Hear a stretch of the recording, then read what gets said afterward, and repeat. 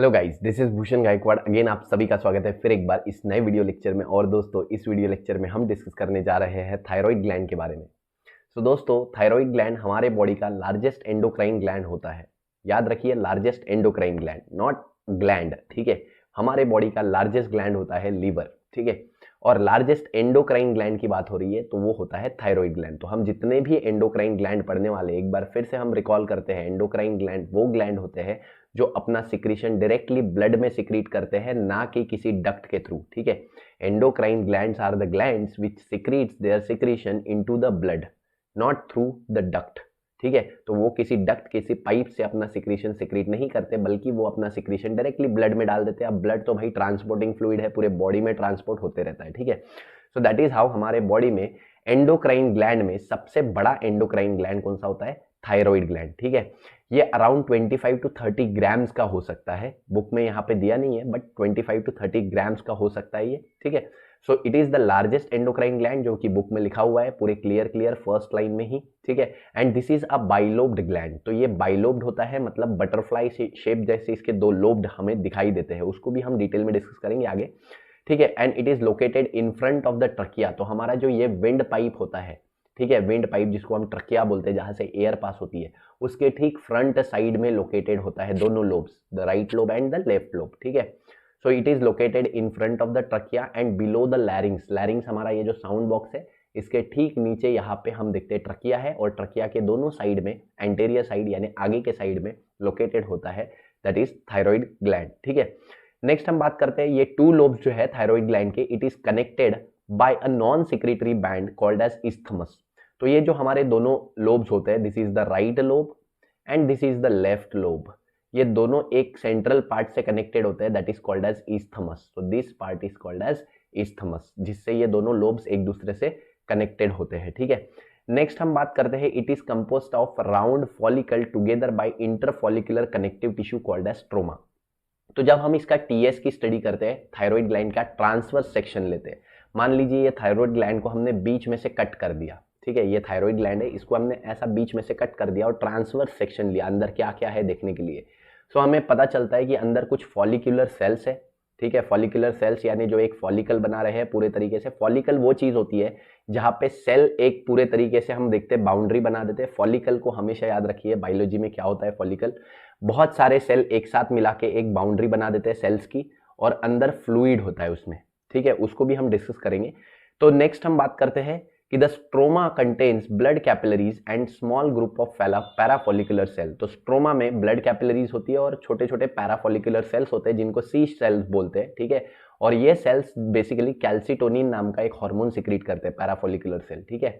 और नेक्स्ट हम देखते हैं फॉलिकुलर सेल्स जो होते हैं, फॉलिकल के जो सेल्स होते हैं वो क्यूबॉइडल एपिथेलियल सेल्स से बने होते हैं। तो आइए थोड़ा इसको डिटेल में डिस्कस करते हैं, थायराइड ग्लैंड को और उसके टीएस को, ठीक है। थायराइड ग्लैंड और उसके टीएस को थोड़ा सा डिटेल में हम डिस्कस करेंगे अभी यहाँ पे।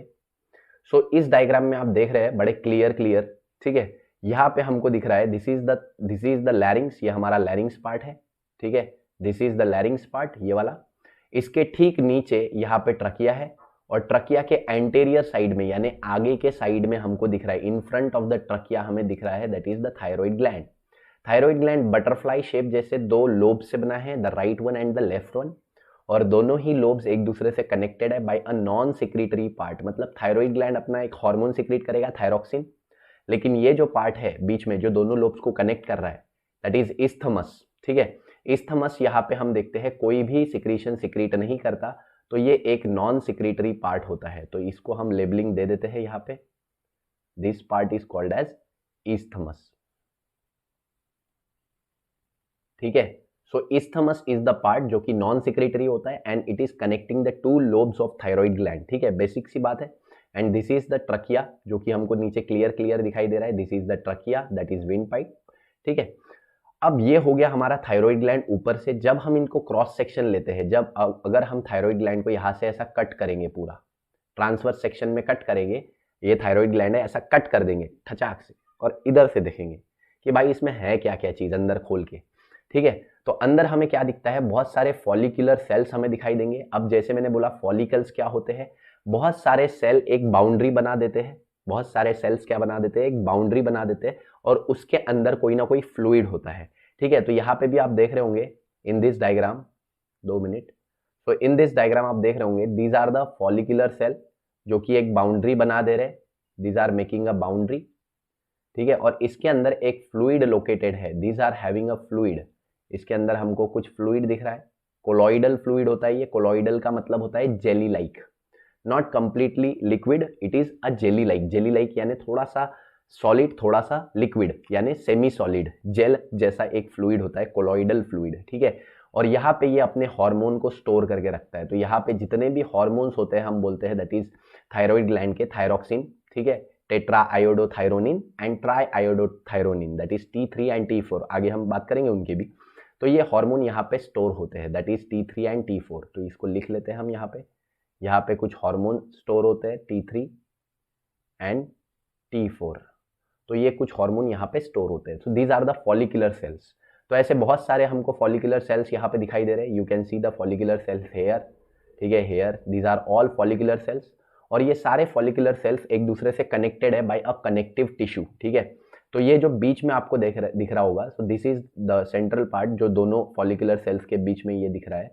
सो दिस इज कनेक्टिव टिश्यूज।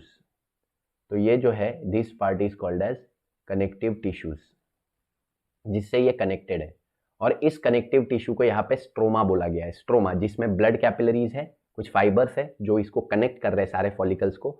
और इनके बीच में यहाँ पे कुछ पैराफॉलिकुलर सेल्स हमें दिखाई देते हैं, पैराफॉलिकुलर सेल्स, जो कि बेसिकली क्या कर रहे हैं, it is responsible for secretion of calcitonin. तो इनके बीच में यहाँ पे कनेक्टिव टिश्यूज के बीच में, ठीक है, कुछ पैराफॉलिकुलर सेल्स हमें दिखाई देते हैं। तो यहाँ पे आप देख रहे होंगे ये पूरा लेबलिंग दिया हुआ है, इसको पैराफॉलिकुलर सेल्स या सी सेल्स बोला जाता है, जो कि बेसिकली इनके बीच बीच में है। यहाँ पे कहीं पे पैराफॉलिकुलर सेल्स होंगे, यहाँ पे पैराफॉलिकुलर सेल्स होंगे, यहाँ पे पैराफॉलिकुलर सेल्स होंगे, यहाँ पे थोड़े बहुत, ठीक है। So these are the parafollicular cells at different places, जिनको हम सी सेल बोलते हैं, यानी जो फॉलिकल्स के बीच बीच में है, ठीक है, फॉलिकल्स के अंदर नहीं, फॉलिकल्स के बीच में। फॉलिकल क्या होता है आपको समझ गया। फॉलिकल क्या होता है, द मेनी क्यूबॉइडल सेल, बहुत सारे ये क्यूबॉइडल एपिथेलियल सेल्स जो है ये एक बाउंड्री बना रहे, this are making a boundary, and इस बाउंड्री के अंदर हम देखते हैं दैट इज कोलॉइडल, एक जेली लाइक फ्लूइड होता है। ऐसे सेल को फॉलिकल्स बोलते हैं, फॉलिकुलर सेल। ऐसे ही सेल हमने ओवरी में भी पढ़े हैं, ठीक है। ओवरी में जो फॉलिकल होते हैं, मैच्योर ग्राफाइन फॉलिकल, उसमें भी कौन से सेल होते हैं, ग्रैन्युलोसाइट्स, ठीक है। तो ग्रैन्युलोसा सेल्स उनमें हमको देखने मिलते हैं, ग्रैन्युलोसाइट्स नहीं, सॉरी, ग्रैन्युलोसा सेल। तो ग्रैन्युलोसा सेल्स पूरे तरीके से वो फॉलिकल को बनाते हैं, और उसके बीच में हमको क्या दिखता है, दैट इज द एंट्रम, ये कैविटी दिखती है, और उसमें बहुत सारा फ्लूइड होता है, ठीक है। सो इस तरीके से हम देखते हैं, वहां पे भी फॉलिकल्स होते हैं ओवरी में, और यहाँ पे भी है फॉलिकुलर सेल हमको दिख रहे हैं। तो फॉलिकुलर सेल यहाँ पे एपिथेलियल सेल से बने हैं, और इनके बीच में कोलॉइडल जेली लाइक फ्लूइड है। और इन सेल्स के बीच में सारे ये फॉलिकुलर सेल्स एक दूसरे से कनेक्टेड है by a connective tissue, stroma, जिसमें ब्लड का सप्लाई है। और साथ ही में यहाँ पे पैराफॉलिकुलर सेल्स भी बीच बीच में अवेलेबल है। And this is how the TS of thyroid gland looks, यानी transverse section of thyroid gland कुछ ऐसा हमको दिखाई देता है। तो थोड़ा सा इसको जूम आउट करते हैं फिर से। नेक्स्ट हम बात करते हैं thyroid gland stimulated by a pituitary gland. Thyroid gland को स्टिमुलेट करता है पिट्यूटरी ग्लैंड। हमें पता है हमारे सारे एंडोक्राइन ग्लैंड पिट्यूटरी ग्लैंड के कंट्रोल में होते हैं, ठीक है, और थायराइड ग्लैंड भी पिट्यूटरी ग्लैंड के कंट्रोल में होता है। तो पिट्यूटरी ग्लैंड एक थायराइड स्टिमुलेटिंग हार्मोन यानी TSH सिक्रीट करता है, और थायराइड ग्लैंड को स्टिमुलेट करता है कि भाई तू अपना हार्मोन सिक्रीट कर, ठीक है। तो जब भी थायराइड हार्मोन की जरूरत होगी, थायराइड ग्लैंड की हार्मोन की जरूरत होगी, तो ऐसे में पिट्यूटरी ग्लैंड एक सिग्नल भेजेगा थायराइड ग्लैंड को, और थायराइड ग्लैंड को बोलेगा कि भाई तू सिक्रीशन सिक्रीट कर, ठीक है। तो इस तरीके से thyroid gland secretion secrete start कर देगा। थायराइड ग्लैंड में 2 हार्मोन सिक्रीट होते हैं, 2 hormone secreted bye thyroid gland. कौन कौन से होते हैं, दैट इज थायरोक्सिन, जिसको हम टेट्रा आयोडोथायरोनिन बोलते हैं, ये 90% सिक्रीट होता है, ठीक है, इसको याद रखिएगा।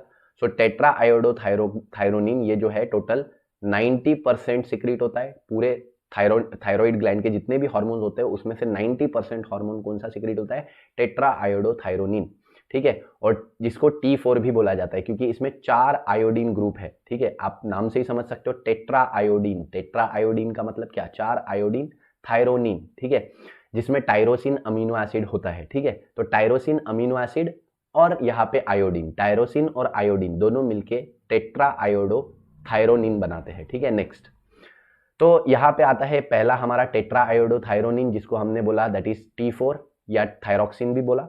और दूसरा आता है ट्राई आयोडोथायरोनिन। ट्राई आयोडो मतलब ट्राई आयोडीन, 3 आयोडीन है इसमें, ठीक है। तो 3 आयोडीन का ये थायरोक्सिन हार्मोन है, ठीक है। और ये बेसिकली 10% सिक्रीट होता है, इट इज अराउंड 10%, ठीक है। तो इसको आप याद रखिएगा पूरे अच्छे से कि ये 90% सिक्रीट होता है थायरोक्सिन, ठीक है, टेट्रा आयोडोथायरोनिन।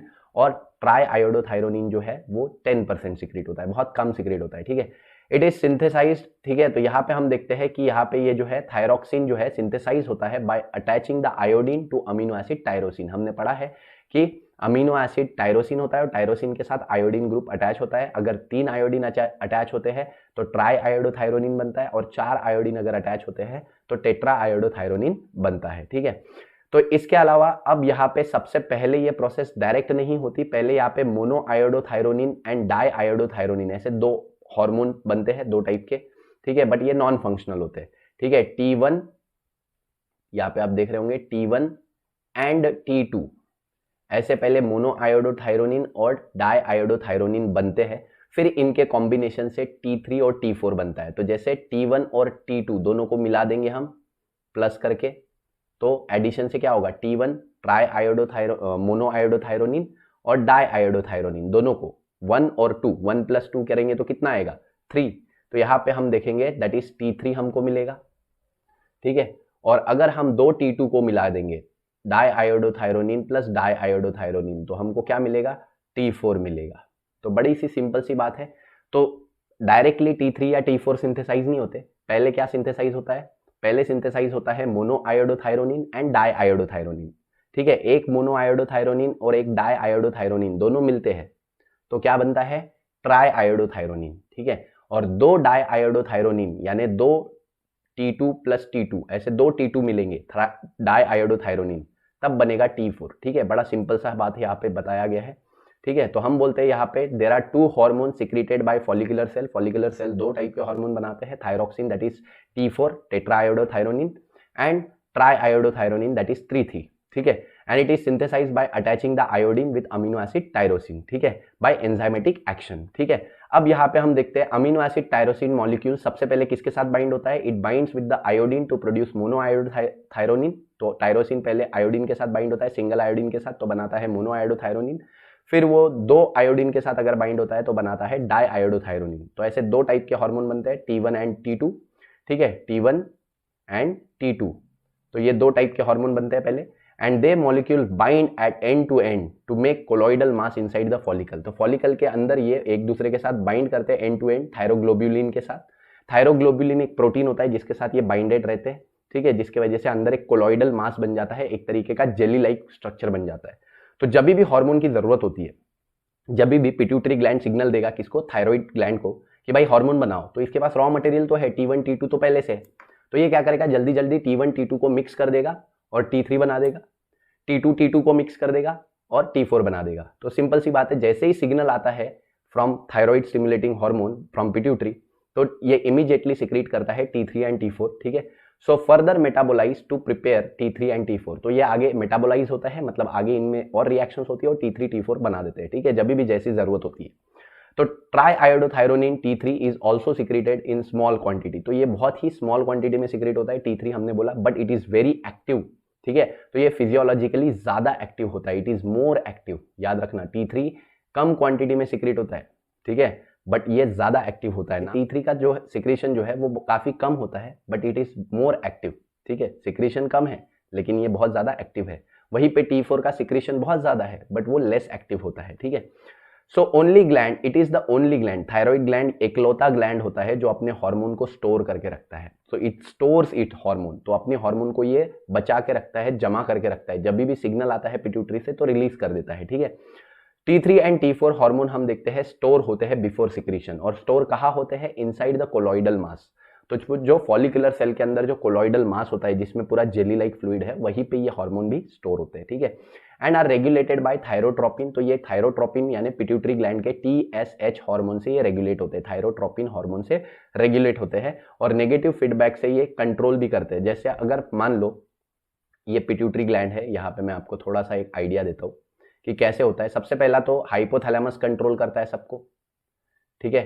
हाइपोथैलेमस पिट्यूटरी को एक सिग्नल देता है, हाइपोथैलेमस पिट्यूटरी को सिग्नल देता है bye releasing TSHRF, releasing factor, thyroid stimulating hormone releasing factor.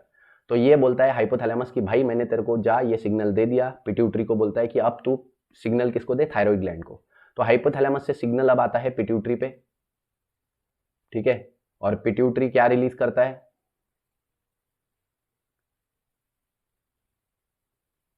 Pituitary क्या रिलीज करता है, पिट्यूटरी रिलीज करता है अभी TSH हार्मोन, ठीक है, और पिट्यूटरी का TSH हार्मोन किस पे एक्ट करता है, थायराइड ग्लैंड पे, ठीक है।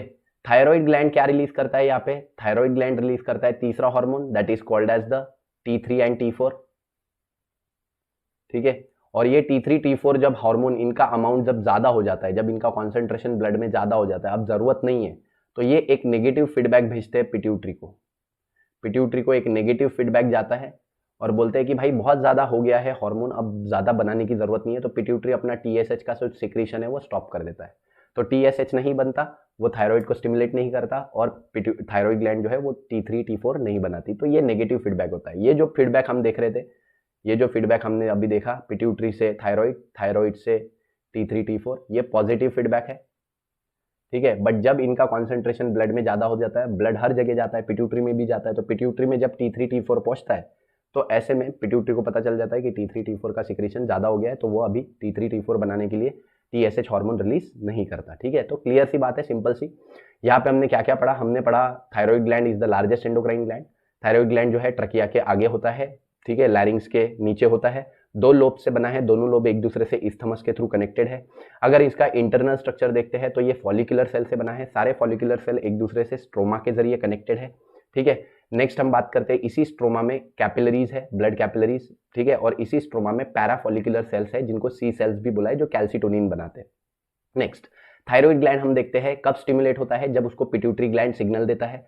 थायराइड ग्लैंड 2 टाइप के हार्मोन बनाता है, try iodothyronine and tetra iodothyronine that is thyroxine, ठीक है। तो ये दोनों हार्मोन डायरेक्ट नहीं बनते, पहले बनता है mono iodothyronine and di iodothyronine, दोनों का मिक्स होता है, मोनो और डाई, तो ट्राई आयोडोथायरोनिन यानी T3 बनता है। डाई और डाई आयोडोथायरोनिन यानी T2 का मिक्सचर होता है, तो टेट्रा आयोडोथायरोनिन बनता है, ठीक है। इस तरीके से हार्मोन बनते हैं, और ये सारे हार्मोन स्टोर होते हैं कोलॉइडल मटेरियल में, मतलब ये एकलौता ग्लैंड होता है जो अपने हार्मोन को स्टोर करके रखता है कोलॉइडल मटेरियल में, ठीक है, मैटर में, ठीक है, फॉलिकुलर सेल के अंदर। और अगेन इसका जो रेगुलेशन होता है वो कौन करता है, पिट्यूटरी ग्लैंड, और ये नेगेटिव फीडबैक शो करता है, तो हाइपोथैलेमस सिग्नल देता है पिट्यूटरी को, पिट्यूटरी सिग्नल देता है थायराइड स्टिमुलेटिंग हार्मोन को, थायराइड स्टिमुलेटिंग हार्मोन के जरिए ये थायराइड में जाता है, थायराइड अपना सिक्रीशन सिक्रीट करता है। थायराइड का हार्मोन का सिक्रीशन जब भी ज्यादा हो जाता है, तो ये सिक्रीशन का फीडबैक किसके पास जाता है, पिट्यूटरी के पास फीडबैक जाता है, और पिट्यूटरी ये जो है अपना सिक्रीशन बनाना बंद कर देता है, ठीक है। नेक्स्ट हम बात करते हैं functions of the thyroid hormone. Thyroid hormone के क्या क्या फंक्शंस है, तो थायराइड हार्मोन के सिंपल फंक्शंस हमको दिखाई देते हैं कि ये हमारे बॉडी का बेसल मेटाबॉलिक रेट जो है वो रेगुलेट करता है। सबसे इंपॉर्टेंट फंक्शन होता है थायराइड हार्मोन का कि हमारे बॉडी का बीएमआर यानी हमारे बॉडी में जितनी भी मेटाबॉलिक रिएक्शंस होती है उसका एक जो बेसिक मेटाबॉलिक रेट होता है ये रेगुलेट करता है, हमारे बॉडी के मेटाबॉलिज्म में रिस्पॉन्सिबल होता है मेनली। साथ ही में हमारे बॉडी का ग्रोथ को स्टिमुलेट करता है बाय प्रोटीन सिंथेसिस। तो प्रोटीन सिंथेसिस बहुत ज्यादा होती है थायराइड हार्मोन के कारण, जिसके कारण बॉडी की ग्रोथ होती है, तो it promotes growth by stimulating protein synthesis, ठीक है। नेक्स्ट ये थर्मोरेगुलेशन करता है बाय इंक्रीजिंग बॉडी टेम्परेचर को इंक्रीज कराने में ये हेल्प करता है, ठीक है, थर्मोरेगुलेशन करवाता है। Increase in action of neuro transmitter that is adrenaline, nor adrenaline की एक्शन को ये इंक्रीज करता है। हमने पढ़ा है ये सिंपैथेटिक नर्वस सिस्टम में आता है, जिससे हमारी बॉडी फाइट या फ्लाइट रिस्पॉन्स शो करती है, ठीक है। जब हम बहुत गुस्से में होते हैं, एंगर में होते हैं, डरे हुए होते हैं, तो हमारे बॉडी में एड्रेनलिन रिलीज होता है, और इस हार्मोन की वजह से हमारी बॉडी ऐसी चीजें कर जाती है जो हम कभी सोच भी नहीं सकते।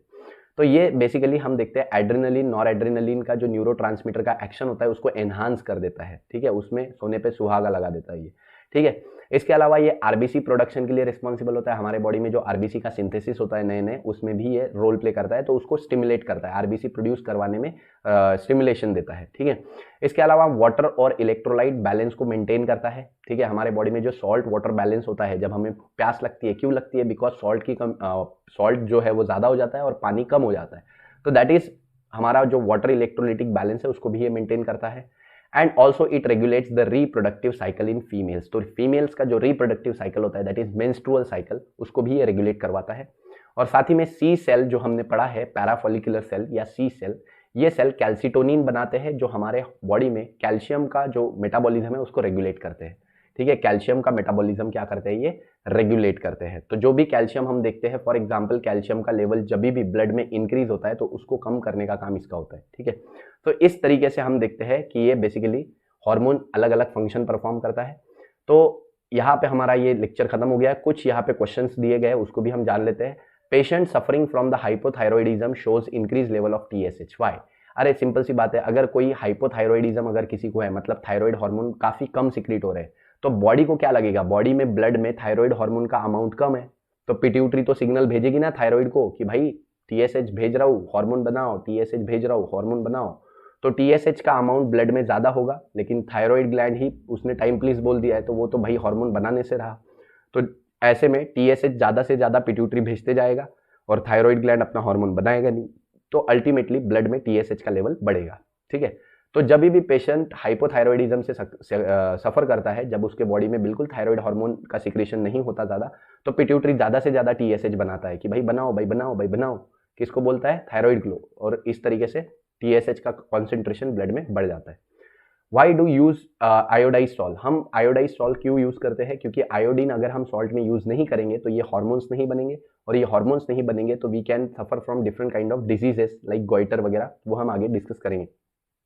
इन which part of the thyroid gland store its hormone? तो हमने बोला कोलॉइडल पार्ट। ठीक है, हमारा जो एपिथेलियल क्यूबॉइडल एपिथेलियल का जो पूरा सेल होता है, फॉलिकुलर सेल, उसके अंदर जो कोलॉइडल मास होता है, that is jelly like fluid, उसी में सारा जो है थायराइड ग्लैंड के जो भी हार्मोन है वो स्टोर होते हैं। ठीक है, T3 T4 T1 T2 तो सब उसी में स्टोर होते हैं। ठीक है, तो यहाँ पे हमारा वीडियो लेक्चर पूरे तरीके से खत्म हो जाता है दोस्तों। आई होप वीडियो लेक्चर आपको पसंद आया होगा। अगर पसंद आया तो वीडियो को लाइक कर दीजिए, दोस्तों के साथ शेयर कर दीजिए, चैनल पर नए होंगे तो सब्सक्राइब कर दीजिए। ऐसे ही हमारे वीडियोस के साथ बने रहिए। अगर रोज वीडियोस चाहते हो तो बेल आइकन को प्रेस कर दीजिए, ताकि जब भी नए वीडियो आए तो आपको एक टंग करके नोटिफिकेशन मिल जाए। तो ऐसे हमारे चैनल के साथ बने रहिए, खुश रहिए, जिंदगी के मजे लेते रहिए। तब तक के लिए थैंक यू वेरी मच।